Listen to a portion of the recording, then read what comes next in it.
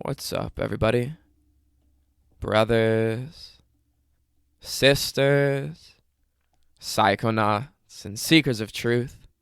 It is Ananka, and welcome to my bazaar. Today, I have a nitrous oxide trip report for you. The title of this trip report is Heads and Tails, and was submitted to Earwid in 2015 by the user Nog. With all that being said, let our story begin. Not before this experience would I have ever entertained the notion of achieving what can only be called a religious experience from something such as nitrous oxide. In the past, I had used the gas as means to surf the bazaar, to fracture my ordinary perceptions for the sake of amusement. This time, however, the experience was so overwhelming that I felt compelled to share it with others. I am both surprised and delighted to find that I am not alone on this one. It was the second evening camping with a good friend of mine. While searching for insect repellent, he happened across 3 nitrous oxide chargers, a cracker, and some balloons. Our eyes popped open upon discovering this, and we quickly decided to hop aboard some nitrous rockets. We discharged all 3 whippets into 3 separate balloons and kicked off the event by inhaling half of the 3rd balloon each, and then exhaling into a pair of reservoir balloons, before taking in the 2 full ones. This ensured that the 3 chargers were evenly dosed between the 2 of us. The experience began with the usual lightheadedness and wah wah wah wah wah wah wah sensations familiar to nitrous oxide. The urge to giggle appeared, but we both resisted it for want of retaining a maximum volume of gas. But then, something changed.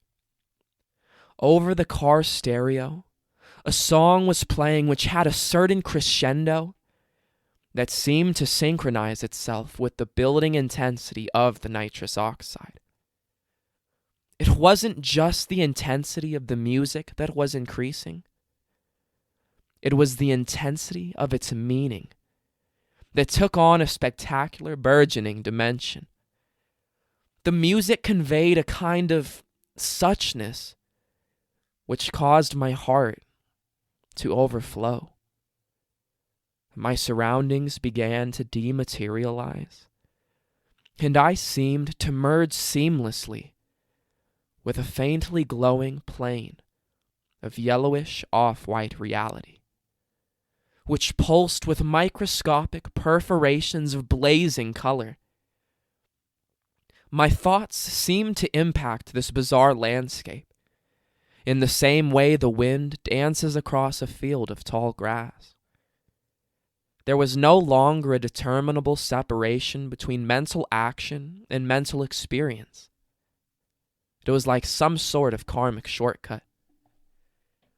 My mind began to race with succinct and matter-of-fact explanations for the conditions of life on this planet. My internal dialogue dissolved and gave way to a clamoring reel of mental pictures, which seemed to contain in each frame an increasingly sophisticated crystallization of the whole spectra of phenomena in the universe. It was as though the past 10 years of philosophical musings on these subjects had become compressed into a tiny time canister, a fitting metaphor for the compressed gas I just inhaled. I began to realize with profound gratitude that suffering and pain are not genuine experiences, and that they are experiences which carry on independence upon attachment to equally insubstantial ones, that are regarded as pleasant.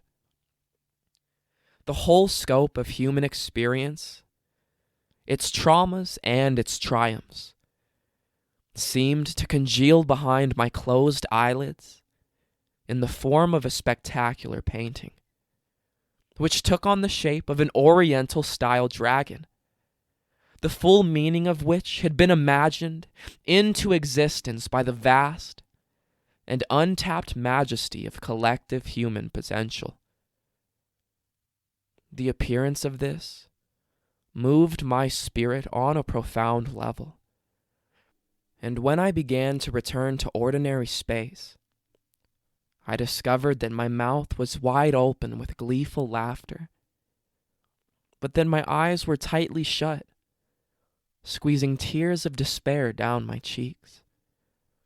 Somehow, I was holding in my consciousness the experience of profound and ecstatic joy, as well as utter despondency at the exact same time. Instead of feeling paradoxical, it felt entirely appropriate.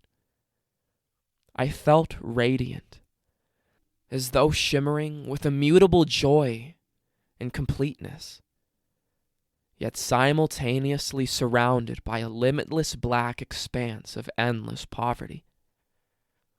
Today, I'm still struggling to absorb the experience. Reading over this report, I feel I've accomplished little more than to belittle the experience with the conceit of vocabulary. When attempting to communicate the full impact of this experience to others, my mouth opens in silence, and I discover that I'm attempting to speak with my chest. Perhaps this is a good indication of how unexpectedly meaningful this encounter with Nitrous was for me. Blessings, Nog. All right, everybody. That is the end of our story. If you enjoyed it, don't forget to like, share, subscribe, and share with us your Nitrous experiences down in the comments. I'll see you in the next one, fam. Deuces.